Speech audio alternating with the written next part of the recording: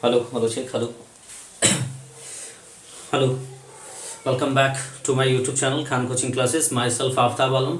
दोस्तों, आज हम लोग स्टडी करेंगे महा मैराथन क्लास हिंदी का, और ये सेकंड महा मैराथन क्लास है दोस्तों। इससे पहले 20 नंबर का मल्टीपल चॉइस क्वेश्चन का महा मैराथन मैंने अपलोड कर दिया है, और अभी तक अगर आपने उस वीडियो को नहीं देखा है तो उसका जो डिस्क्रिप्शन, उसका जो लिंक है आपको डिस्क्रिप्शन में दिया जा चुका है, वहाँ से आप जा करके आसानी से देख सकते हैं, कोई दिक्कत नहीं होगा।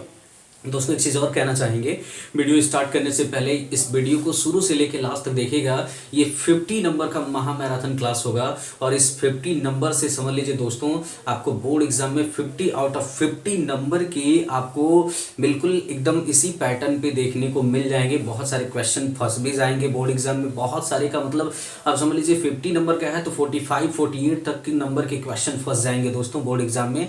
इतना अच्छे से मैराथन सेट किया गया है, तो इस मैराथन को शुरू से लेकर के लास्ट तक जरूर देखेगा। जो आपका 22 फरवरी का हिंदी का पेपर है दोस्तों, उस पेपर को देने से पहले एक बार जरूर समय निकाल करके इस वीडियो को पढ़िएगा, ताकि आगे से आपके बोर्ड एग्जाम में कोई समस्या ना हो आए डिस्क्रिप्टिव वाले में। ठीक है दोस्तों, वीडियो स्टार्ट करने से पहले एक चीज़ और रिक्वेस्ट करेंगे आपसे कि यदि अभी तक आप हमारे चैनल पर नए हैं तो हमारे चैनल को जरूर सब्सक्राइब कर लीजिए, बेल आइकन के बटन को दबा लीजिए, ताकि आगे से सारे मैराथन क्लास आपको प्रोवाइड होते रहें। दोस्तों चलिए, अब समय नहीं गवाएंगे, सीधे सीधे टॉपिक पे आते हैं और समझते हैं कि इस लेसन में है क्या। देखिए, क्लास 10th का हिंदी का महा मैराथन हम जा रहे हैं पढ़ाने आपको, और महा मैराथन पढ़ाने से पहले इसका एक कोटेशन है दोस्तों, क्योंकि जैसा कि आप जानते हैं कोई भी महा मैराथन क्लास में डालने से पहले उसका एक कोटेशन देता हूं। तो इसका कोटेशन है दोस्तों, फ़ायदा कमाने के लिए न्योते की ज़रूरत नहीं होती दोस्तों। अगर दोस्तों फ़ायदा चाहिए ना तो आपको न्योते की ज़रूरत नहीं है, आप सीधे आइए लाइव क्लास में दोस्तों, सीधे आइए और हमारे यूट्यूब चैनल पर पढ़िए दोस्तों, ताकि आगे से आपको बहुत से ज़्यादा नंबर आपको प्रोवाइड हो जाएँ। चलिए दोस्तों, समय नहीं गवाएंगे और समझते हैं। देखिए दोस्तों, बोर्ड एग्जाम का जो आपका डिस्क्रिप्टिव वाले क्वेश्चन आते हैं, मल्टीपल चॉइस क्वेश्चन तो 20 नंबर के आते हैं बहुविकल्पी। इसके बाद लिखने के लिए आते हैं दोस्तों 50 नंबर के। तो 50 नंबर में दोस्तों जो पहला क्वेश्चन बनता है वो होता क्या है दोस्तों, आपको पता है कि आपके किताब में गद्य है, पद्य है, फिर अनिवार्य संस्कृत में गद्य है, फिर अनिवार्य संस्कृत में पद्य है, तो ये आपको जानते ही हैं। तो अनिवार्य संस्कृत भी है, उसके अतिरिक्त दोस्तों हिंदी का जो गद्य है उस गद्य में बहुत सारे रिलेशन है। तो होता क्या है, जो पहला क्वेश्चन आता है वो एक पैसेज देता है, पैसेज के नीचे 3 क्वेश्चन रहते हैं, उन तीनों क्वेश्चनों का आंसर ढूंढ करके वो उसी पैसेज से लिखना होता है। ठीक है दोस्तों, तो पहला क्वेश्चन, जैसे पैसेज तो कभी कभी क्वेश्चन बनता है, कभी नहीं, बार बार क्वेश्चन बनता है दोस्तों कि ये उपर्युक्त गद्यांश जो है किस पाठ से लिया गया है। ठीक है दोस्तों, तो इसको समझते हैं। जैसे मान लीजिए अगर मित्रता पाठ से आ जाए तो मित्रता पाठ का क्या टेक्निक है पहचानने का दोस्तों। तो मित्रता पाठ में क्या मिलता है दोस्तों, रामचंद्र शुक्ल। मित्रता पाठ को कौन लिखा है, आचार्य रामचंद्र शुक्ल जी। अगर मित्रता वाले लेशन का होगा दोस्तों पैसेज, तो उसमें क्या क्या मिला होगा, कच्ची मिट्टी होगा, मित्र होगा, मित्रता होगा, बुद्धि होगा, कुसंग होगा, संगत होगा, कीचड़ होगा। अगर इनमें से कोई एक शब्द आपको मिल जाएगा तो आप जान जाइएगा दोस्तों वो मित्रता पाठ का है। ठीक है दोस्तों, और इसका जैसे एक क्वेश्चन बनता है दोस्तों, जैसे अगर आपको संदर्भ लिखने के लिए आ जाए तो संदर्भ लिखने के लिए समझिए दोस्तों कि गद्य से भी आता है, पद्य से भी आता है, उसके बाद अनिवार्य संस्कृत के गद्य से आता है, अनिवार्य संस्कृत के पद्य से आता है। तो दोस्तों 8 नंबर का तो यही आता है। तो वो 8 नंबर कैसे लिखेंगे, चलिए हम आपको थोड़ा सिखा रहे हैं कि कैसे लिखा जाता है। जैसे मान लीजिए अगर गद्य से आ रहा है लिखने के लिए तो आप कैसे लिखेंगे, उपर्युक्त गद्यांश। ठीक है, प्रस्तुत गद्यांश हमारी पढ़ी हुई पाठ्य पुस्तक हिंदी के गद्य खंड में संकलित मित्रता नामक पाठ से लिया गया है, और इसके रचयिता आचार्य रामचंद्र शुक्ल जी हैं। ऐसे आप नोट डाउन कर लेंगे, या तो नहीं लिख पाएंगे तो ऐसे लिख लीजिए, उपर्युक्त गद्यांश का शीर्षक जो है मित्रता है और इसके लेखक का नाम रामचंद्र शुक्ल है। इस तरीके से भी आप आसानी से लिख सकते हैं, आपको 2 नंबर प्रोवाइड हो जाएगा। जैसे मान लीजिए अगर आपका पद्य से आ जाए कि जैसे एक पद्य का एक स्टेंजा दे देगा, एक पद्यांश दे देगा, और उसके नीचे पूछ लेगा कि किस पाठ से लिया गया है, तो उसको कैसे लिखेंगे, आप ऐसे लिखेंगे दोस्तों कि उपर्युक्त दिया गया जो पद्यांश है वो हमारे हिंदी के पद्य खंड में संकलित पद नामक पाठ से लिया गया है, और इसके रचयिता सूरदास जी हैं। इस तरीके से आप लिख सकते हैं। जैसे मान लीजिए अनिवार्य संस्कृत के आ गया गद्य से, तो अनिवार्य संस्कृत के गद्य से आ गया तो कैसे लिखेंगे, तो उसका भी एक ट्रिक है दोस्तों, सब उसी बेसिस पे है कि जैसे मान लीजिए अनिवार्य संस्कृत के गद्य से आ जाएगा तो कैसे लिखेंगे कि उपर्युक्त गद्यांश जो है प्रस्तुत गद्यांश हमारी पढ़ी हुई पाठ्य पुस्तक हिंदी के अनिवार्य संस्कृत में संकलित वाराणसी नामक पाठ से लिया गया है, और अनिवार्य संस्कृत में कोई लेखक नहीं होते हैं। ठीक है दोस्तों, एक क्वेश्चन आप नोट डाउन कर लेंगे। ठीक है, और चलिए समझते हैं कि कैसे हम पहचानेंगे कि कौन सा, जैसे स्टेंजा है चाहे पैसेज है, कि कैसे पहचानेंगे कि कुछ ट्रिकी शब्द आप याद कर लीजिए, उन अगर वो शब्द आपको पैसेज में नजर आ जाएंगे तो वही लेसन बनता है। जैसे मान लीजिए अगर आपको मित्रता वाले लेसन का दिया गया है, तो मित्रता किसने लिखा है? आचार्य रामचंद्र शुक्ल जी ने लिखा है। तो मित्रता वाले लेसन का होगा तो उस पैसेज में क्या क्या शब्द मिल जाएगा? जैसे मान लीजिए कच्ची मिट्टी है, मित्र है, मित्रता है, बुद्धि है, कुसंग है, संगत है, कीचड़ है। अगर पैसेज में कहीं भी इतना शब्द देखने को मिल जाए तो वो कौन सा लेसन बनेगा दोस्तों? मित्रता। और इसे किसने लिखा है? आचार्य रामचंद्र शुक्ल जी। और अगर मान लीजिए ममता लेसन का है, तो ममता लेसन का है तो इसको किसने लिखा है? जयशंकर प्रसाद जी ने। तो अगर आपको किसी पैसेज में काशी शब्द मिल जाए, ममता शब्द मिल जाए, अश्वारोही शब्द मिल जाए, पिताजी शब्द मिल जाए, मुगल शब्द मिल जाए, तो यह आप समझ जाइएगा दोस्तों कि ममता नामक पाठ से लिया गया है, और इसको किसने लिखा है? जयशंकर प्रसाद जी ने लिखा है। अगर मान लीजिए भारतीय संस्कृति पाठ से लिया गया है, तो भारतीय संस्कृति को किसने लिखा है? राजेंद्र प्रसाद जी। और इसकी पहचान कैसे आप करेंगे? किसी भी पैसेज में अगर आपको वेशभूषा शब्द मिल जाए, पूरे पैसेज में अगर आपको धर्म शब्द मिल जाए, संस्कृति शब्द मिल जाए, नदियां शब्द मिल जाए, नैतिक मिल जाए, सभ्यता मिल जाए, अहिंसा मिल जाए, जाति मिल जाए, विज्ञान मिल जाए या सिद्धांत मिल जाए, तो आपका लेसन बन जाएगा कौन सा दोस्तों? भारतीय संस्कृति। अगर मान लीजिए अजंता पाठ से है दोस्तों, तो अजंता पाठ को किसने लिखा है? भगवत शरण उपाध्याय जी। अगर आपको कहीं भी किसी पैसेज में मौत मिल जाए, गुफा मिल जाए, चित्र मिल जाए, राजा और कंगली शब्द मिल जाए, तो वो कौन सा लेसन बनता है दोस्तों? अजंता। किसने लिखा है? भगवत शरण उपाध्याय जी। अगर मान लीजिए ईर्ष्या तू न गई मेरे मन से आ जाए, तो रामधारी सिंह दिनकर जी लिखे हैं। और किसी भी पैसेज में अगर ईर्ष्या शब्द मिल जाए, लालच मिल जाए, दोष मिल जाए, निंदा मिल जाए, चिंता मिल जाए, तो वो कौन सा बनता है दोस्तों? तो वो आपका जो पैसेज होगा वो आपका पैसेज हो जाएगा ईर्ष्या तू न गई मेरे मन से। नोट डाउन कर लीजिए दोस्तों, इसको एक बार जरूर नोट डाउन कर लीजिए, फटाक से आप इसको नोट डाउन कर लीजिए। और थोड़ा सा कुछ पैसेज को हम आपको पढ़ के दिखा दे रहे हैं कि कैसे आप पैसेज को पहचानेंगे। हम थोड़ा आपको पैसेज पढ़ के बताना चाहेंगे दोस्तों, तो हम साइड हो जा रहे हैं, आप इसको नोट डाउन कर लीजिए फिलहाल के लिए तब तक। जैसे मान लीजिए हम आपको एक पैसेज दिखा रहे हैं थोड़ा सा। जैसे मान लीजिए हमने कह दिया, एक पैसेज देखिएगा, विश्वास पात्र मित्र जीवन की एक औषध है। विश्वास पात्र मित्र जीवन की एक औषध है, किस पाठ से लिया गया है? अब आप जान जाएंगे। विश्वास पात्र मित्र, मित्र शब्द आ गया तो मित्रता नामक पाठ से लिया गया है। जैसे कुसंग का ज्वर सबसे ज्यादा भयानक होता है, कुसंग। कुसंग शब्द कहाँ मिल गया? मित्रता में। तो ये कौन सा लेसन बन गया दोस्तों? रामचंद्र शुक्ल जी का। ठीक है। जैसे मान लीजिए आपका अगर ममता लेसन से है, तो मान लीजिए अगर आपका ममता लेसन से है तो इसको कैसे पहचानेंगे? जैसे मान लीजिए कह दिया काशी के उत्तर में धर्मचक्र बिहार और मौर्य गुप्त सम्राट, ये सब दिया है ना, धर्म काशी के, तो काशी शब्द मिल गया तो ममता लेसन से है। ठीक है, काशी शब्द मिल गया तो ममता लेसन से है दोस्तों। और अगर मान लीजिए आपका भारतीय संस्कृति से है, तो जैसे मान लीजिए कह दिया यह एक नैतिक और आध्यात्मिक स्रोत है, यह एक नैतिक और आध्यात्मिक स्रोत है। तो भारतीय संस्कृति में नैतिक और आध्यात्मिक स्रोत, देखिए नैतिक मिल गया दोस्तों, तो नैतिक शब्द आ गया तो कौन सा लेसन होगा? भारतीय संस्कृति हो जाएगा। ठीक है। जैसे मान लीजिए ईर्ष्या तू न गई मेरे मन से, जैसे कह दिया गया कि ईर्ष्या का यही अनोखा वरदान है, तो जैसे पैसेज पढ़ दिया, ठीक है, तो ईर्ष्या शब्द आ जाएगा, तो ईर्ष्या आ जाएगा तो ये हो जाएगा। ठीक है। अगर ईर्ष्या की बड़ी बेटी का नाम निंदा है, तो निंदा भी मिल जाता है, ईर्ष्या मिल गया तो ईर्ष्या तू न गई मेरे मन से। ये पहला क्वेश्चन समझ में आया दोस्तों। जैसे एक पैसेज देता है, पैसेज के नीचे कुछ क्वेश्चन होते हैं, उन क्वेश्चनों में पहला क्वेश्चन ये होता है, पहला दूसरा तीसरा में से कोई भी हो सकता है कि पाठ का मतलब उपयुक्त गद्यांश का शीर्षक कौन है और कहाँ से लिया गया। ठीक है, तो ये पूछ सकता है, तो उसका आंसर देने के लिए मैंने एक ट्रिक बताया। ठीक है। दूसरा समझिए, उसके अंदर दो क्वेश्चन और होते हैं, तो उनको कैसे लिखा जाता है। जैसे मान लीजिए अगर आपको आंसर छाट के नहीं लिखने आता है दोस्तों, तो आप क्या करेंगे, आपका जो क्वेश्चन है उसकी लाइन मैच कराइएगा पैसेज में। कहाँ मैच कराइएगा? उसकी लाइन मैच करा लीजिएगा पैसेज में, और जहाँ से लाइनिंग मैच करेगी उठा के वहाँ तक लिख दीजिएगा आपका आंसर बन जाएगा। 2 नंबर का है तो 1.5 नंबर तक आपको आसानी से मिल जाएगा, कोई दिक्कत नहीं होगा। अगर छाट के लिखना जानते हैं, ठीक है, क्वेश्चन को कैसे छाट के लिखा जाता है, कट करके कैसे लिखा जाता है, मतलब उसका सटीक आंसर क्या होना चाहिए, ऐसे पैसेज पढ़ेंगे आप तो आपको पता चल भी जाएगा। लेकिन नहीं लिख पाएंगे तो लाइनिंग मैच करा करके लिख दीजिएगा, आपको आसानी से प्रोवाइड हो जाएगा, कोई दिक्कत नहीं होगा। ठीक है, आई होप दोस्तों 6 नंबर का क्वेश्चन आपको समझ में आ गया होगा। चलिए दूसरा क्वेश्चन समझते हैं। दूसरा जो हमारा क्वेश्चन होता है वो आता है हमारा हिंदी के पद्य खंड से। अब हिंदी के पद्य खंड में बहुत सारे लेसन है दोस्तों, उन बहुत सारे लेसनों में एक लेसन है आपका पद धनुष भंग, वन पथ पर, स्वदेश प्रेम, झांसी की रानी की समाधि पर, हल्दी घाटी निबंध। ठीक है, ये सारी चीजें हैं, इनको समझिए कि अगर मान लीजिए दूसरे में आता है उसमें भी क्वेश्चन पूछता है। जैसे मान लीजिए पद लेसन से आ गया, तो पद लेसन को किसने लिखा है, सूरदास जी ने लिखा है। और सूरदास जी लिखे हैं तो इनका एक बहुत अच्छा ट्रिक है दोस्तों।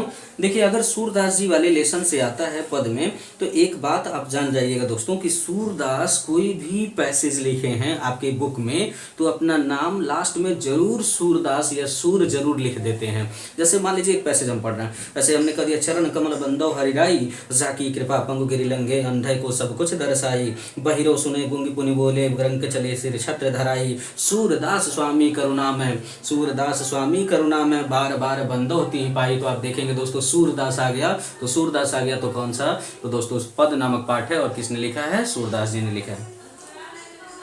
अब इसका कैसे लिखा जाएगा, इसका जैसे मान लीजिए संदर्भ कैसे लिखा जाएगा। प्रस्तुत पद्यांश हमारी पढ़ी हुई पाठ्य पुस्तक हिंदी के पद्य खंड में संकलित पद नामक पाठ से लिया गया है और इसके रचयिता सूरदास जी हैं। आई होप दोस्तों मुझे पता चल गया होगा, या मुझे लग रहा है कि आप आसानी से इसको कर सकते हैं। ठीक है, अगला समझते हैं। जैसे मान लीजिए दूसरा टॉपिक है दोस्तों। दूसरा हमारा टॉपिक है तुलसीदास जी का। तुलसीदास जी का लेसन अगर आपको समझना है तो कैसे उसको लिखेंगे। जैसे बोर्ड एग्जाम में मान लीजिए आपके बोर्ड एग्जाम में धनुष भंग या वन पथ पर से आ गया, तो तुलसीदास वाले लेसन को कैसे पहचानेंगे। एक बात जान जाइएगा दोस्तों कि तुलसीदास कभी भी किसके बारे में लिखे हैं, तुलसीदास श्री रामचंद्र के बारे में लिखे हैं दोस्तों, वो श्री कृष्ण के बारे में नहीं लिखते। अगर कहीं भी आपको पैसेज में राम शब्द मिल जाए, ठीक है, रघुवीर शब्द मिल जाए, रानी शब्द मिल जाए, जानकी शब्द मिल जाए, तो वह लेसन बनता है दोस्तों वन पथ पर या धनुष भंग, और इसे किसने लिखा है, तुलसीदास जी ने। ठीक है दोस्तों, जैसे मान लीजिए एक कुछ हम आपको पैसेज पढ़ के दिखा भी दे रहे हैं। जैसे मैं कह दूं कि उदित उदयगिरी मंच पर रघुवर बाल पतंग। रघुवर आ गया दोस्तों, तो रघुवर आ गया तो अभी पहले बताए हैं, राम आ गया, रघुवर आ गया, जानकी आ गया, ये सब क्या है, ये सब तुलसीदास में है। ठीक है, जैसे मान लीजिए आपका थोड़ा सा और देख लीजिए। जैसे मैं कह दूं पूर्ति निकस रघुवीर बधि धर धीर धैर्य मग में डग द्वय झलक भरी भल कान के जलकी पूट गए शुक्र मधुराधर वे। तो क्या है, रघुवीर आ गया आपका। ठीक है, रानी मैं जानी ना जानी नहीं पावन है, ये सब आपको मिल जाएंगे किसमें दोस्तों, धनुष भंग वन पथ पर, जिसे किसने लिखा है, तुलसीदास जी ने लिखा है। आसानी से आप इसको पहचान जाएंगे। अगला देखिए दोस्तों, अगला है वन पथ पर। इसका एक बहुत फेमस मोस्ट इंपॉर्टेंट है दोस्तों, इसको जरूर एक बार बोर्ड एग्जाम में जाने से पहले जरूर एक चक्कर जरूर तो आप इसको देखिएगा ही, क्योंकि बहुत ज़्यादा इंपॉर्टेंट है दोस्तों 6 नंबर के लिए। और स्वदेश प्रेम से आता है, राम नरेश त्रिपाठी जी ने लिखा है।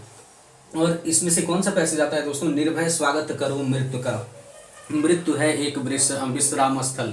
ठीक है दोस्तों, ये वाला पैसेज आप जरूर देखिएगा। और अगर ये पैसेज आएगा दोस्तों आंख मुंताड़ी, दोस्तों आप क्या करिएगा, स्वदेश प्रेम लिखेगा। और इसे किसने लिखा है, राम नरेश त्रिपाठी जी। जैसे मान लीजिए अगर समय कवित्र लेसन से आ रहा है जिसको रसखान जी लिखे हैं, तो रसखान जी की भी एक अपनी ट्रिक है दोस्तों। कभी भी वो कोई भी चीज़ लिखते हैं रसखान जी तो अपना नाम जरूर लिख देते हैं वो भी। जैसे कह रहे हैं, दिखा दे रहे हैं आपको देखिए, जैसे मैं कह दूं रसखान जी क्या लिखे हैं, मानस हो तो वही रसखान बसो ब्रज गोकुली गांव के ग्वारन। रसखान शब्द आ गया दोस्तों, तो आपको कौन सा पैसेज मिल जाएगा दोस्तों, रसखान का। ठीक है, स्वदेश प्रेम आपको बता ही दिए। झांसी की रानी की समाधि पर, इसको लिखे हैं दोस्तों सुभद्रा कुमारी चौहान। सुभद्रा कुमारी चौहान जी झांसी की रानी की समाधि पर एक लेसन लिखी है, और बहुत ही फेमस लेसन है दोस्तों सुभद्रा कुमारी चौहान जी का। तो झांसी की रानी के बारे में अगर लिख दिया जाए, ठीक है, जैसे यहीं कहीं पर बिखर गई वो भग्न विजय माला सी, उसके फूल यहीं संचित हैं या स्मृति साला सी। ऐसे कहीं अगर कभी भी आपको पैसेज में, जैसे स्टेंजा में, पद्यांश में, अगर आपको कहीं भी झांसी की रानी के बारे में बात कही हुई मिल जाए तो वो लेसन बनता है झांसी की रानी की समाधि पर। और किसने लिखा है? सुभद्रा कुमारी चौहान जी ने इस लेसन को लिखा है। अगला टॉपिक समझते हैं दोस्तों, हल्दी घाटी। हल्दी घाटी बहुत ज़्यादा फेमस है दोस्तों आपके बोर्ड एग्जाम के पॉइंट ऑफ व्यू से। तो इसको किसने लिखा है? राम नरेश त्रिपाठी जी। अगर किसी पैसेज में राणा प्रताप के बारे में, ठीक है, उनके घोड़े चेतक के बारे में अगर आपको पता चल जाए तो वो किसने लिखा है? वो इसी ने लिखा है, ठीक है, श्याम नारायण त्रिपाठी जी ने उसको लिखा है। इसको नोट डाउन कर लीजिए दोस्तों। इसको एक बार नोट डाउन कर लीजिए और फिर आगे बढ़ते हैं। आई होप आप इसको नोट डाउन कर लिए होंगे। तो इसमें से एक क्वेश्चन तो आपको बता दिए। एक क्वेश्चन क्या आता है? पाठ का नाम लिखने के लिए पाठ का नाम कैसे लिखेंगे दोस्तों, एक बार फिर से जान लीजिए। प्रस्तुत पद्यांश हमारी पढ़ी हुई पाठ्य पुस्तक हिंदी के यानी हिंदी के पद्य खंड में संकलित। अब जैसे मान लीजिए अगर धनुषभंग से आए तो हिंदी के पद्य खंड में संकलित धनुषभंग नामक पाठ से लिया गया। और इसके रचयिता कौन है? इसके रचयिता तुलसीदास जी हैं। और इसके दो क्वेश्चन और भी पूछते हैं, दो क्वेश्चन और भी पूछते हैं। तो उसी में से ढूंढ करके, छाट करके जो आएगा पैसेज या जो आएगा गद्यांश, उसी से ढूंढ करके क्या करना होता है? लिखना होता है। ठीक है दोस्तों, 6 नंबर का ये हो गया। तो 6 और ये 6, 12 नंबर हो गया दोस्तों। अब समझते हैं दोस्तों, अपना किताब भी निकाल लीजिएगा क्योंकि हम आपको पैसेज पढ़ाएंगे आपको, और जितना पैसेज पढ़ाएंगे उसको ध्यान से पढ़ लीजिएगा दोस्तों बोर्ड एग्जाम में जाने से पहले, क्योंकि बहुत ज़्यादा इंपॉर्टेंट है दोस्तों। पहला लेसन ही आपका वाराणसी का। पहले तो समझ लीजिए कि आपकी बोर्ड एग्जाम के पॉइंट ऑफ व्यू से कितने लेसन इंपॉर्टेंट है दोस्तों। 3 लेसन बहुत ज़्यादा इंपॉर्टेंट है दोस्तों। मैं आपको कुछ 6-7 पैसेज पढ़ाऊंगा, उन्हीं पैसेजों में से बोर्ड एग्जाम में बहुत बार पूछा जाता है और उसी को रिपीट कराएंगे दोस्तों। देखिए दोस्तों, अगर वाराणसी नामक पाठ से आया है तो वाराणसी नामक पाठ की क्वालिटी है दोस्तों। वाराणसी नामक पाठ से है तो उसमें दारासिकों के बारे में, नगरी के बारे में, वाराणसी के बारे में अगर आया है तो इसका जो गद्यांश होता है दोस्तों वो क्या हो जाएगा? वो आपका हो जाएगा वाराणसी नामक पाठ से हो जाएगा। ठीक है। और प्रबुद्धो ग्रामीण का है तो ग्रामीण और मौन शब्द अगर मिल जाए तो प्रबुद्धो ग्रामीण से लिया गया। भारतीय संस्कृति मतलब संस्कृति के बारे में है तो भारतीय संस्कृति नामक पाठ से लिया गया। चलिए दोस्तों, अपनी किताब निकाल लीजिए, थोड़ा सा कुछ पैसेज देख लेते हैं, बहुत इंपॉर्टेंट पैसेज, और उसको समझते हैं दोस्तों। वाराणसी पाठ निकाल लीजिए। आई होप दोस्तों आप किताब लेकर के बैठे होंगे और समझते हैं कि वाराणसी नामक पाठ में है क्या। जैसे थोड़ा सा इसको समझ लेते हैं। 3 पैसेज इसमें आपको पढ़ाएंगे वाराणसी नामक पाठ में। वाराणसी नामक पाठ में आपको 4 पैसेज पढ़ाएंगे जो चारों के चारों बहुत ज़्यादा इंपॉर्टेंट हैं। उसके बाद हम आपको पढ़ाएंगे प्रबुद्धो ग्रामीण का 3, ठीक है दोस्तों, प्रबुद्धो ग्रामीण का 3 पैसेज पढ़ाएंगे, बहुत ज़्यादा इंपॉर्टेंट हैं। और उसके बाद भारतीय संस्कृति का हम आपको 2 पैसेज पढ़ाएंगे, यानी आपको 4, 2, 6, एक 7 पैसेज पढ़ाएंगे जो आपके बोर्ड एग्जाम में 5 नंबर के आएंगे। वैसे मैं ऑलरेडी वीडियो अपलोड कर चुका हूँ पढ़ा करके लेसन बाय लेसन, अगर आपको समय मिलेगा तो जा करके वहाँ से आप देख सकते हैं। चलिए इसको देखते हैं। कहता है वाराणसी सुव्यख्याता प्राचीना नगरी इयं विमल सलितरंगायाः गंगायाः कूले स्थिता अस्या घट्टानां वलयाकृति पंक्तिः धवलायां चंद्रिकायां बहुराजते अगणिता पर्यटकाः सुद्रभ्ये देशभ्ये नित्यम् अत्र आयान्ति अस्या घट्टानां च शोभां विलोक्य इमां बहु प्रशंसन्ति। वाराणस्यां प्राचीन काले देहे गेहे गेहे विद्यायाः दिव्यं ज्योतितः उद्यते अधुना अपि अत्र संस्कृतवाग्धारायां सततं प्रभवति जनानां ज्ञानं च वर्धयति। अत्र अनेके आचार्याः मूर्धन्याः विद्वांसः वैदिकवाङ्गेयस्य अध्ययने अध्यापने च इदानीं निरताः न केवल भारतीयः अपि तु वैदेशिकाः विवरणायाम् अध्ययनाय अत्र आगच्छन्तं निःशुल्कं च विद्यां गृह्णन्ति। इसको समझते हैं दोस्तों। कह रहे वाराणसी सुव्यख्याता प्राचीना नगरी। वाराणसी क्या है? सुव्यख्यात प्राचीन नगरी मानी जाती है। वाराणसी सुव्यख्यात प्राचीन नगरी मानी जाती है। यम विमिल सरितरंगायाः गंगायाः कूले स्थित है। यह जो है स्वच्छ जल के तरंगों से युक्त गंगा नदी के किनारे स्थित है। अस्यायाः घट्टानां वलयाकृति पंक्ति धवलायां चंद्रिकायां बहुराजते। और इसके घाटों की जो शोभा है दोस्तों, इसके घाटों की घुमावदार पंक्ति में जो श्वेत चांदनी है वो बहुत ज़्यादा सुंदर और सुशोभित दिखाई देती है। अगणितायाः पर्यटकाः सुद्रभ्ये देशभ्ये नित्यम अत्र आयान्ति। और यहाँ पर दूर दूर सुदूर देशों से पर्यटक नित्य प्रति यहाँ पर आते रहते हैं और इसके घाटों की शोभा क्या करते हैं? बढ़ाते रहते हैं और इसकी प्रशंसा करते रहते हैं।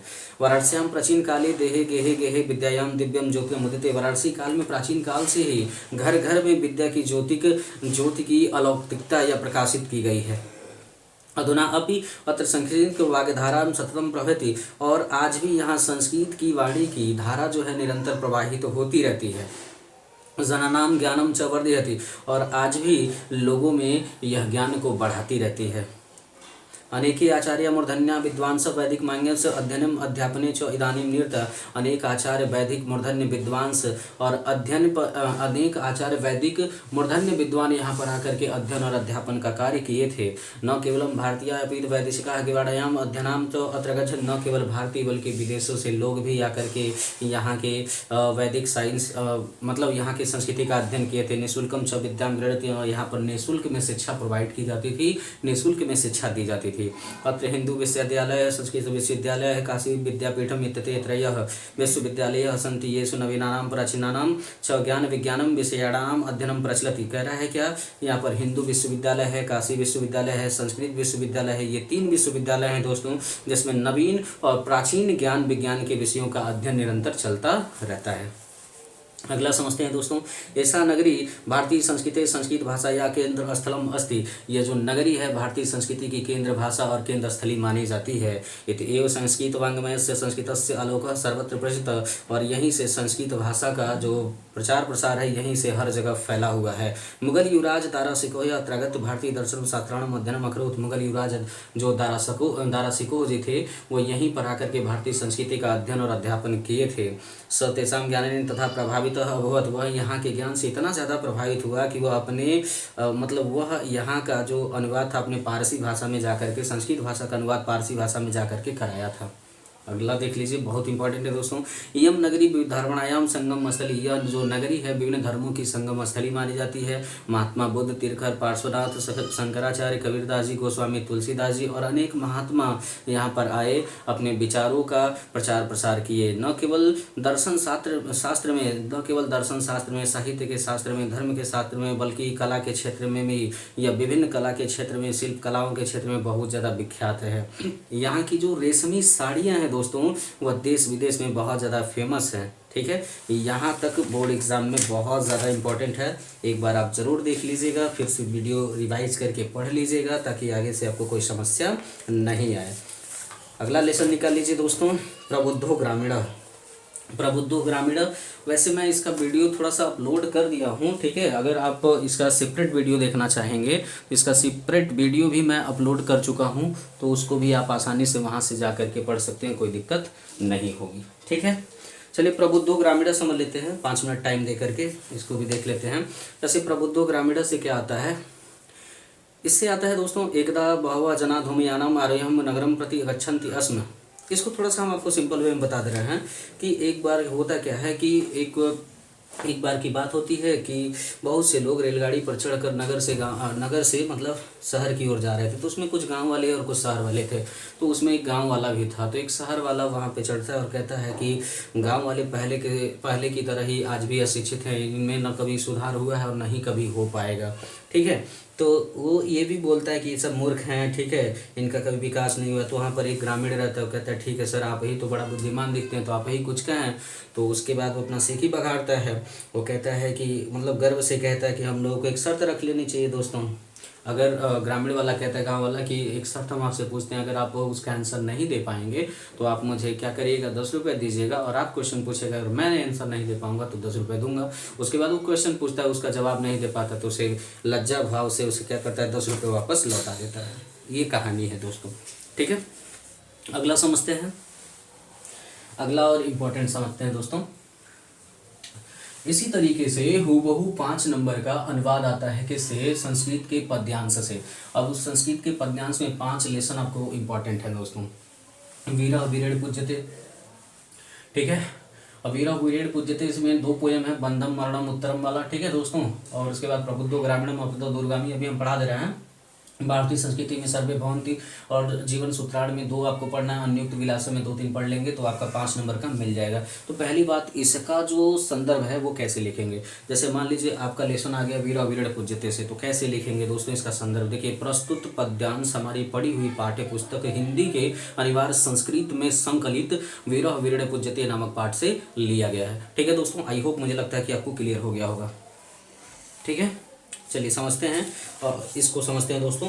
जैसे मान लीजिए अगर वीर विरड पूज्यते से आया है तो इसका एक लेशन है, कौन सा आता है, जैसे मान लीजिए आगे आपका किताब निकाल लीजिए दोस्तों और पोएम देखिएगा। वीरा विरड पूज्यते में 2 पोएम है बहुत फेमस और बहुत ज़्यादा बार पूछा जाता है। बंधम मरणम वापि जयो वापि पराजय उभयत्र समो वीर वीर भावो ही वीरता। कह रहा बंधन हो अथवा मरण हो, ठीक है, बंधम मरणम वापि, बंधन हो अथवा मरण हो, जपो वापि पराजय, जीत हो या हार हो, उभयम समो वीर वीर भाव ही वीरता, दोनों ही अवस्थाओं में वीर समान रहता है और वो कभी हार नहीं मानता है। कह रहा है कि बंधन हो या मरण हो, जीत हो या हार हो, दोनों ही अवस्थाओं में वीर पुरुष हमेशा समान रहता है, वो डरता नहीं है। एक और बहुत फेमस एग्जाम्पल इसको समझ लीजिए दोस्तों। उत्तरम यत हिमाद्रस्य, उत्तरम यत्र समुद्रस्य हिमाद्रश्यैव दक्षिणम वर्ष तद भारतम नाम भारती यत्र संसित। इसमें क्या है, समुद्र के उत्तर में, उत्तरम यत समुद्रस्य, वो समुद्र के उत्तर में और हिमालय के दक्षिण में जो देश स्थित है वह भारत देश वर्ष है और उसी भारतवर्ष के हम सभी क्या हैं, संतान हैं। ठीक है, अगला समझते हैं दोस्तों। जैसे प्रबुद्धो ग्रामीण से आ गया तो इसका एक बहुत फेमस है, अपदो दूरगामी च साक्षरो न च पंडित मुखो स्फुट वक्ता च योजनाति स पंडित। अपदो दूरगामी च साक्षरो न च पंडित, बिना पैर का है फिर भी दूर तक जाता है, साक्षर है लेकिन मतलब साक्षर है, अक्षरों से युक्त है लेकिन पंडित नहीं है, और फिर क्या है, अमुख स्फुट वक्ता, उसके मुख नहीं है लेकिन फिर भी साफ साफ बोलता है और जो इसे जानता वही क्या है, पंडित है। ठीक है दोस्तों, ये बहुत फेमस एग्जाम्पल है, इसको भी एक बार देख लीजिएगा बोर्ड एग्जाम में जाने से पहले। और अगला भारतीय संस्कृति में एक पोयम है दोस्तों, सर्वे भवन्तु सुखिनः सर्वे सन्तु निरामया सर्वे भद्राणि पश्यन्ति मा कश्चित् दुःख भाग् भवेत्।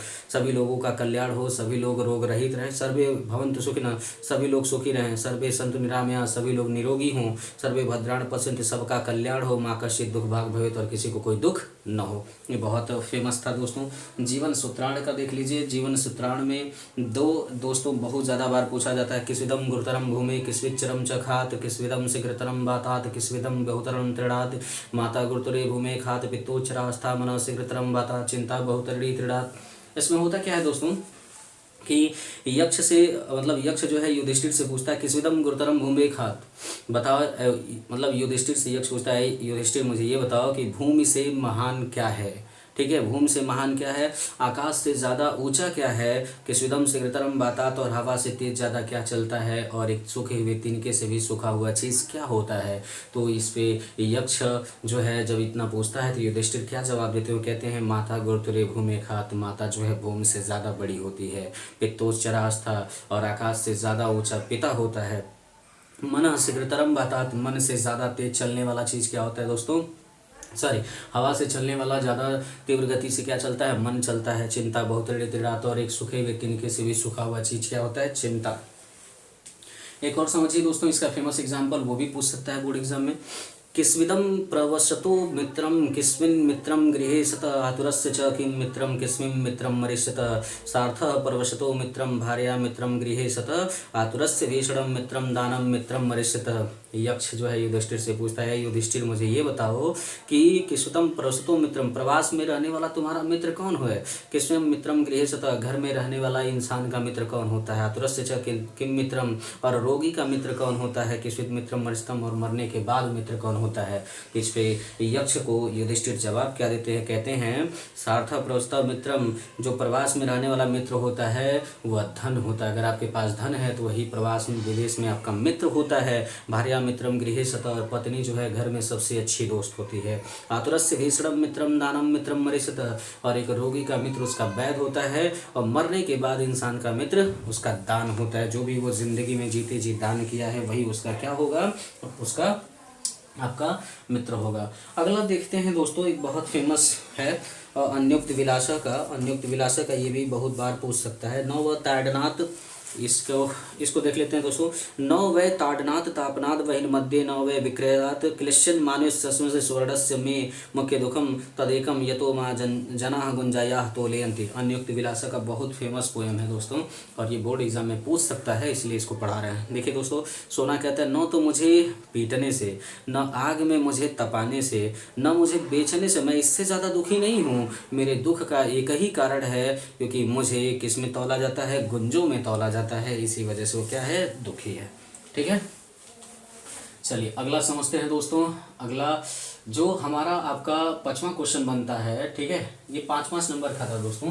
पहला क्वेश्चन 6 नंबर का, दूसरा 6 नंबर का 12 हो गया, तीसरा 5 नंबर का, चौथा 5 नंबर का 12, 10, 22 हो गया। और उसके बाद जो दोस्तों आता है वो आपका आता है क्या, 3 नंबर का कहानी आता है मातृभूमि के लिए, ठीक है। मातृभूमि के लिए ऑलरेडी मैं कहानी अपलोड कर चुका हूँ और ये कहानी नहीं पढ़ाऊंगा दोस्तों इस समय, क्योंकि वीडियो बहुत ज़्यादा लंबा हो जाएगा, ठीक है, तो अपलोड करने में थोड़ी सी समस्या आती है। तो इस वजह से अगर आपको इसका सेपरेट वीडियो है मैं पढ़ा के ऑलरेडी अपलोड कर चुका हूँ, उसको आप देख लीजिएगा, कोई समस्या नहीं आएगी, ठीक है दोस्तों। वैसे मैं समझा दे रहा हूँ मातृभूमि के लिए कहानी, ठीक है।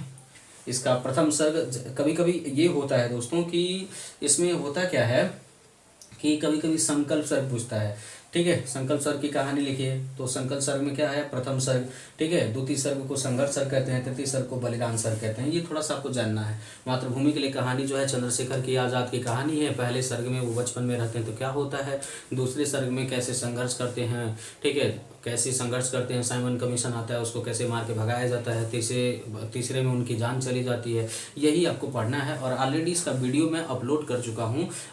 10-10 मिनट का वीडियो होगा दोस्तों, 3 पार्ट में होगा। हमें लगता है 7-8 मिनट, 7 मिनट या 8 मिनट का वीडियो होगा। आप समय निकाल करके उस वीडियो को जाके देख लीजिएगा। आप डालेंगे यूट्यूब पे तो मातृभूमि के लिए, ठीक है, मातृभूमि के लिए बाय आफ्ताब सर, जैसे ही डालेंगे वो वीडियो आपको मिल जाएगा। या तो हमारे चैनल पे जाइएगा, चैनल को आप चैनल खोलिएगा और वीडियो वाले में ऑप्शन में जाइएगा, वहाँ से आपको आसानी से प्रोवाइड हो जाएगा, ठीक है। 3 नंबर का ये कहानी आता है और ये कहानी केवल गोरखपुर में आता है दोस्तों।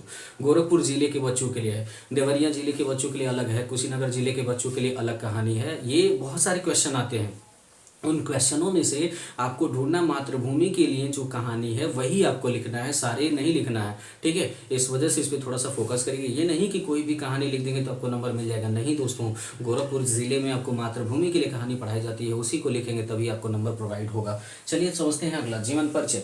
जीवन परिचय दोस्तों बहुत ज़्यादा इंपॉर्टेंट है, क्योंकि आप जानते हैं जैसा 5 नंबर का जीवन परिचय गद्य से आता है, 5 नंबर का जीवन परिचय पद्य से आता है, तो ये बहुत ज़्यादा इंपॉर्टेंट बन जाता है दोस्तों। और इसीलिए हम आपको बता रहे हैं कि आप करना क्या है कि जीवन परिचय में आचार्य रामचंद्र शुक्ल जी का, देखिए गद्य पद्य से दोनों से जीवन परिचय आता है, तो जीवन परिचय में आचार्य रामचंद्र शुक्ल का जीवन परिचय याद कर लीजिएगा, जयशंकर प्रसाद जी का, राजेंद्र प्रसाद जी का। बस इन्हीं तीनों में से आपको बोर्ड एग्जाम में एक जीवन परिचय जरूर देखने को मिल जाएगा। अगला, पद्य से कौन कौन सा जीवन परिचय याद करेंगे दोस्तों, सूरदास जी का, तुलसीदास जी का और सुमित्रा नंदन पंत जी का। बहुत फेमस है दोस्तों सुमित्रा नंदन पंत जी, इनका आप जीवन परिचय जरूर याद कर लीजिएगा बोर्ड एग्जाम में जाने से पहले, ठीक है।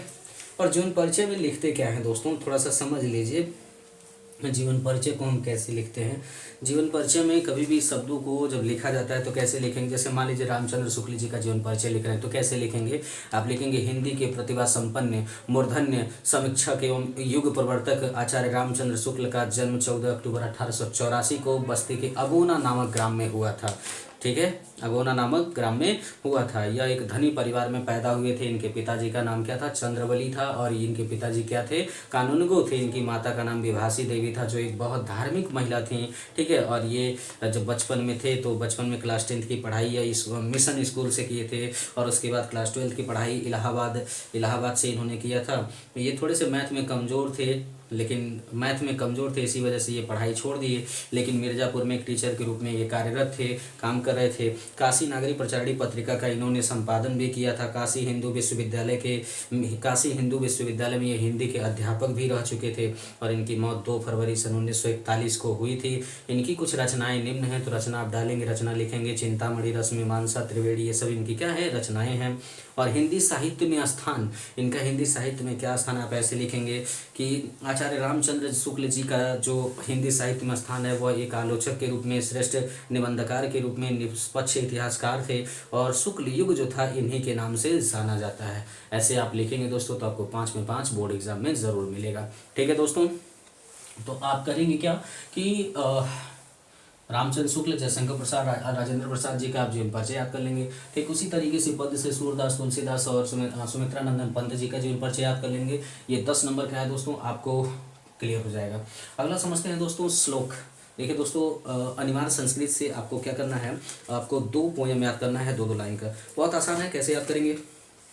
अभी जो 2 पोएम हमने आपको बताया, एक पोएम तो यही है, सर्वे भवन्तु सुखिनः सर्वे सन्तु निरामया सर्वे भद्राणि पश्यन्तु मा कश्चित् दुःखभाग् भवेत्। एक पोएम ये याद कर लीजिएगा, और दूसरा पोएम याद कोई भी आसान सा देखे याद कर लीजिएगा, जैसे अब्दु दुर्गामी चौसाचरो न चौपंडिता अम्यूख स्फुट वक्ता चयो जनाथ सौ पंडिता। इससे भी आसान कोई मिल जाएगा आपको लाइन में, तो वो याद कर लीजिएगा। 2 नंबर का ये आता है निबंध। समझते हैं दोस्तों, निबंध आपके एग्जाम में दोस्तों, निबंध तो वाह, निबंध आपको आपके एग्जाम में बहुत ज़्यादा नंबर का आता है, 9 नंबर का। और मेरी मानिए दोस्तों तो निबंध ही को पहले लिखिएगा, क्योंकि कभी कभी होता ना समय छूट जाता है और निबंध ही समय खत्म हो जाता है, निबंध ही छूट जाता है दोस्तों। तो बोर्ड एग्जाम में 1 आध नंबर का क्वेश्चन छूटेगा, तो वैसे छूटना नहीं चाहिए। थोड़ी सी स्पीड और एक्यूरेसी अपनी बचा करके, अपनी बना करके रखिए दोस्तों, क्योंकि आपको बहुत ज़्यादा लिखना होता है।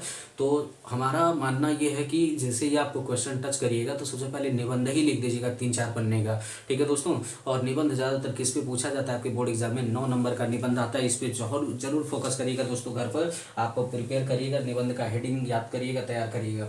निबंध आपको 3-4 तैयार कर लेना, जैसे जनसंख्या पर, ठीक है, जैसे आतंकवाद पर, आतंकवाद का कारण और इसको कैसे बचाया जा सकता है, कैसे जड़ से खत्म किया जा सकता है, ठीक है, पर्यावरण प्रदूषण पर, बेरोजगारी पर, विज्ञान एक वरदान है या अभिशाप है, इस पे आप निबंध प्रिपेयर कर लेंगे दोस्तों, तो आपका कोई दिक्कत नहीं होगा, 9 नंबर की समस्या खत्म हो जाएगी।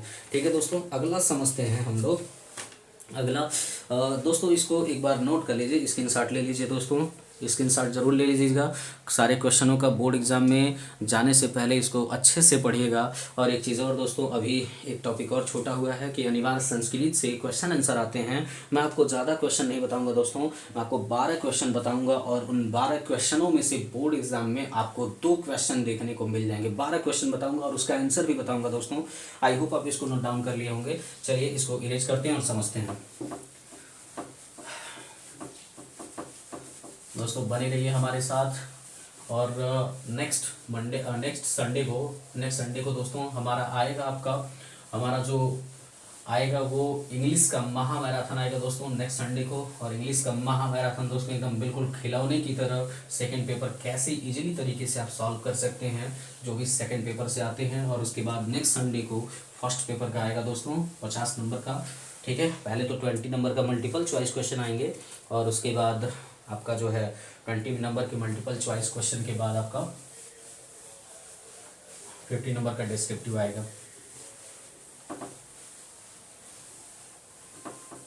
चलिए समझते हैं, इसको समझते हैं कि इसमें क्या करना है आपको। देखिए थोड़ा सा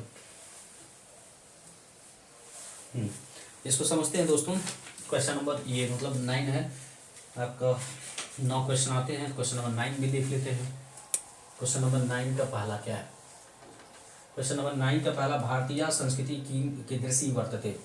क्वेश्चन पूछता है भारतीय संस्कृति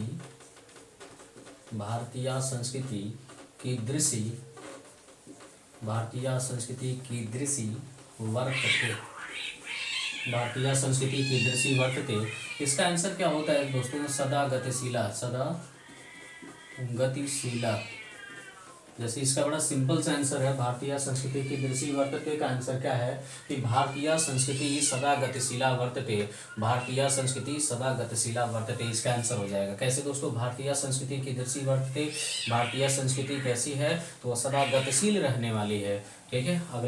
अगला समझिए दोस्तों, विश्वस्य सृष्टा का, विश्व का सृष्टा यानी विश्व की सृष्टिकर्ता कौन है, तो आपको पता होना चाहिए। इसका आंसर क्या होता है दोस्तों? ईश्वरः एक इव अस्ति,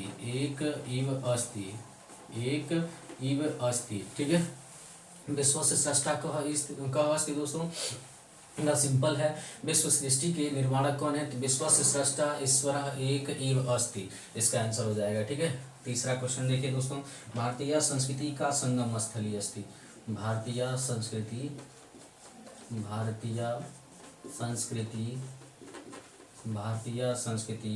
का संगम स्थली,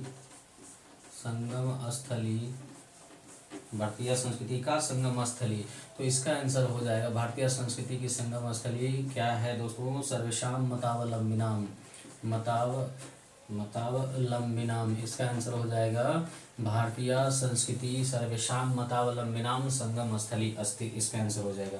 चौथा दोस्तों, चौथा आपको समझना है, वाराणसी नगरी कुत्र स्थिता अस्ति। वाराणसी नगरी वाराणसी नगरी कुत्र कुत्र स्थिता अस्ति। वाराणसी नगरी कुत्र स्थिता अस्ति। वाराणसी नगरी कहाँ स्थित है, तो इसका आंसर होता है दोस्तों वाराणसी नगरी गंगायाः कूले स्थिता अस्ति। वाराणसी नगरी गंगायाः कूले स्थिता अस्ति। ठीक है, इसका आंसर हो जाएगा वाराणसी नगरी गंगायाः कूले स्थिता अस्ति। ठीक है, अगला समझिए दोस्तों, जो पांचवा क्वेश्चन आता है वो कैसे होता है। वाराणसी नगरी के शाम संगम स्थली। वाराणसी नगरी के शाम संगम स्थली। वाराणसी नगरी किसकी संगम स्थली है, तो संस्कृत भाषायाम वाराणसी नगरी संस्कृत भाषायाम संगम स्थली अस्ति। इसका आंसर बन जाएगा दोस्तों। अगला वाराणसी किमर्थ प्रसिद्धा। वाराणसी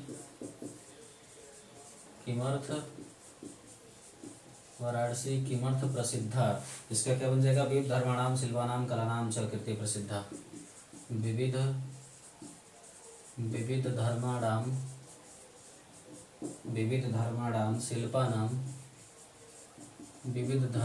शिल्पानाम कलानाम च कीर्ति प्रसिद्धा। ठीक है, अगला समझते हैं दोस्तों। वीरः केन पूज्यते, बहुत इंपॉर्टेंट है दोस्तों। वीरः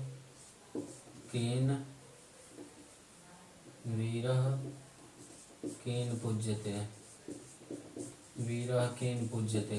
इसका आंसर कैसे होगा अभी हम आपको बता रहे हैं। ठीक है, अगला अमुखो अपि कः स्फुटवक्ता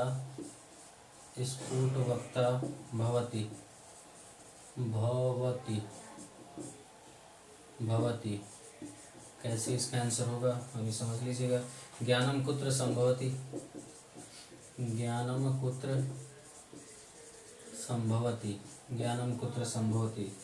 ठीक है, अगला अलछेन्द्रः कः आसीत्।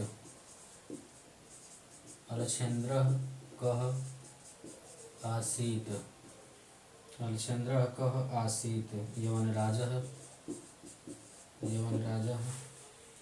अगला है प्रहेलिकायाः किम उत्तरम आसीत्। थोड़ा सा ठंडा लग रहा है दोस्तों, क्योंकि रात में आपको पढ़ा रहे हैं तो हल्का सा, इसलिए समझिए कि मार्कर चलाने का बोर्ड पे मन नहीं कर रहा है। भारतीय विश्वस्य भारतीय संस्कृति अमुखोऽपि। ठीक है, उसके बाद वाराणसी नगरी कुत्र स्थिता। वाराणसी नगरी के शाम संगम स्थली। वाराणसी किमर्थ प्रसिद्धा। वीरः केन पूज्यते। अलछेन्द्रः कः आसीत्। वरलिकायां किम उत्तरम आसीत्। ज्ञानम कुत्र संभवति। पदेन विना किम दूरम याति। पदेन बिना किम दूरम याति। ठीक है, इसको समझ लेते हैं दोस्तों। बहुत आसान है और यही 12 क्वेश्चन बार बार रिपीटेड होते हैं बोर्ड एग्जाम में। ठीक है, इसलिए इसको समझ लेते हैं और इसमें कोई समस्या नहीं आएगी। चलिए दोस्तों, समझते हैं कि अनिवार्य संस्कृत से जो क्वेश्चन आपके पूछते हैं वो कौन से क्वेश्चन पूछते हैं, इसको समझ लीजिए।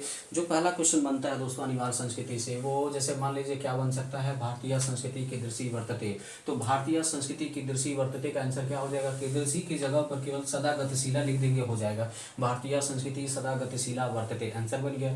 जैसे विश्वस्य स्रष्टा कः, विश्व के सृष्टिकर्ता कौन है, तो विश्वस्य स्रष्टा ईश्वरः। कः की जगह पे क्या लिखना है, विश्वस्य स्रष्टा ईश्वरः एक इव अस्ति, इतना कर देंगे, आंसर हो जाएगा। अगला भारतीय संस्कृति का संगम स्थली, तो इसका आंसर क्या हो जाएगा, भारतीय संस्कृति का के जगह पे क्या करना है, सर्वेषां मतावलंबिनाम कर देना है।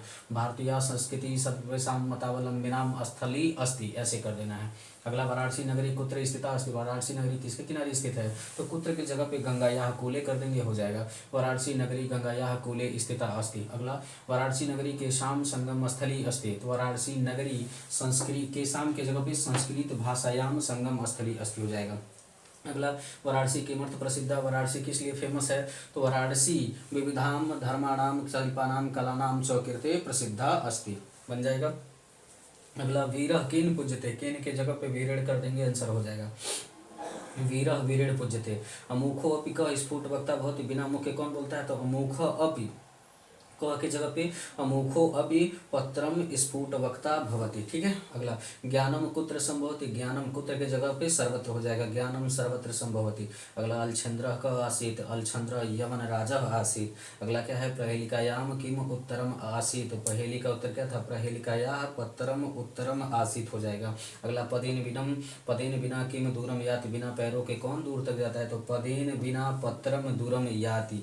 ये 4 नंबर का क्वेश्चन आंसर बोर्ड एग्जाम में पूछता है दोस्तों। और मैंने आपको 50 नंबर का आपको बता दिया, जैसे 6 नंबर का प्रोज थी, 6 नंबर का गद्य से क्वेश्चन आंसर छाट के लिखने के लिए, 6 नंबर का पद्य से क्वेश्चन आंसर छाट के लिखने के लिए 12 हो गया, 5 नंबर का संस्कृत के गद्य से अनुवाद करने के लिए तो 12 5 17 हो गया। उसके बाद 5 नंबर का संस्कृत के पद्य से तो 17 5 22 हो गया।